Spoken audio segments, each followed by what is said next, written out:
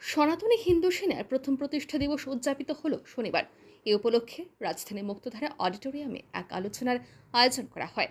এই আলোচনায় প্রধান অতিথি হিসেবে উপস্থিত ছিলেন রাজ্যের মন্ত্রী সুধাংশু দাস। এছাড়া উপস্থিত ছিলেন সংগঠনের রাজ্য সভাপতি তাপস মজুমদার, জগন্নাথ জিউ মন্দিরের অধ্যক্ষ স্বামী ভক্তি কমল মহারাজ সহ অন্যান্যরা। এই অনুষ্ঠান প্রসঙ্গে মন্ত্রী সুধাংশু দাস বলেন, আজ থেকে 1 বছর আগে তাপস মজুমদার সনাতন হিন্দু সেনা সংগঠন গঠন করেছিলেন। এর উদ্দেশ্য নিজ ধর্মের প্রতি অচেতন এবং উদাসীন হিন্দু সমাজকে জাগ্রত করে তোলা। হিন্দু সমাজের উপর বিভিন্ন দিক থেকে যে আক্রোশমূলক আক্রমণ হচ্ছে তার হাত থেকে সমাজকে রক্ষা করা, লাভ জেহাদির হাত থেকে হিন্দু মেয়েদের রক্ষা করা। সনাতনী হিন্দু সেনার সকল সদস্যদের ধন্যবাদ জানিয়ে মন্ত্রী বলেন, এই স্বার্থবাদী সমাজ ব্যবস্থায় তারা নিঃস্বার্থভাবে এগিয়ে এসে সমাজের জন্য কিছু করার দায়িত্ব নিয়েছেন। মূলত ঈশ্বরের কাজই তারা করছেন। আজকে হিন্দু সনাতনী হিন্দু সেনার প্রথম বর্ষ উদযাপন হচ্ছে। আজকের এই বিশেষ অনুষ্ঠানে যার বিশেষ উদ্যোগে এবং আন্তরিক প্রচেষ্টায় এই অনুষ্ঠান হচ্ছে, তিনি আমাদের বিশিষ্ট ব্যক্তিত্ব তাপস মজুমদার, যার নেতৃত্বে সনাতনী হিন্দু সেনা গড়ে উঠেছিল আজ থেকে 1 বছর আগে।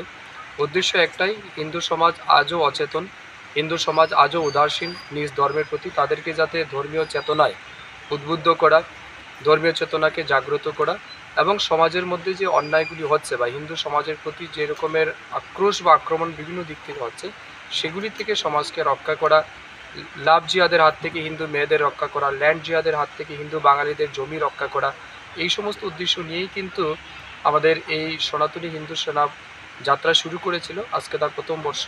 আমি তাদের সমস্ত সদস্যদের হৃদয়ের গভীর থেকে অনেক শুভেচ্ছা অভিনন্দন জানাচ্ছি এবং ধন্যবাদ, কৃতজ্ঞতা জানাচ্ছি তাদের প্রতি, যে আজ স্বার্থবাদী সমাজ ব্যবস্থায় তারা নিঃস্বার্থভাবে এগিয়ে এসে সমাজের জন্য কিছু করার দায়িত্ব নিয়েছে।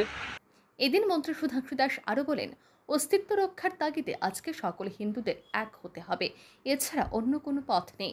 এই প্রসঙ্গে ইহুদিদের মানসিকতা তুলে ধরে মন্ত্রী জানান, 90 লক্ষের দেশ হয়েও ইসরায়েল আজ বড় বড় রাষ্ট্রের সাথে যুদ্ধ করছে, কারণ তা না হলে তারা পৃথিবীর মানচিত্র থেকেই হারিয়ে যাবে। ইহুদি জাতির অস্তিত্ব রক্ষার জন্যই তারা যুদ্ধে নেমেছে। তারা তাদের ধর্মের প্রতি নিষ্ঠাবান, তাই একত্রিত হয়ে তারা যুদ্ধ করছে। সেখানে কোনো রাজনীতির বালাই নেই বলে জানান মন্ত্রী সুধাংশু দাস। তিনি বলেন, দুর্ভাগ্যের বিষয় আমাদের হিন্দু সমাজের মধ্যে রাজনীতি চলে আসে, কংগ্রেস, সিপিএম, বিজেপি চলে আসে। এগুলি থেকে সকলকে বেরিয়ে আসতে হবে বলে জানান মন্ত্রী সুধাংশু দাস।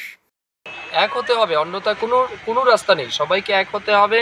আজকে ইসরায়েল মাত্র 90 লক্ষ যেখানে জনসংখ্যা, সেই ইসরায়েল আজ এত বড় বড় রাষ্ট্রের সাথে যুদ্ধ করছে কেন?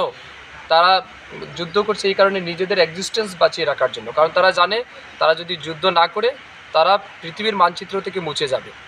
তাদের পরিবার, তাদের সমাজ, ইহুদি জাতির এক্সিস্টেন্সের জন্য, আত্মরক্ষার জন্য তারা যুদ্ধে নেমেছে এবং প্রত্যেকটা লোক কিন্তু সেখানে তার দেশের প্রতি সে ডেডিকেটেড, তার সমাজের প্রতি, তার ধর্মের প্রতি তারা নিষ্ঠাবান, যার কারণে সবাই একত্রিত হয়।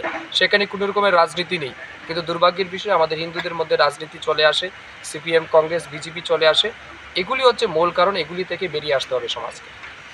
এই আলোচনায় বক্তব্য রাখেন সনাতনী হিন্দু সেনা সংগঠনের রাজ্য সভাপতি তাপস মজুমদার। তিনি সংগঠনের কর্মী সমর্থকদের হিন্দু সমাজকে রক্ষা করার কাজে আরও সংঘবদ্ধভাবে এগিয়ে আসার আহ্বান জানান। ব্যুরো রিপোর্ট, আর নিউজ।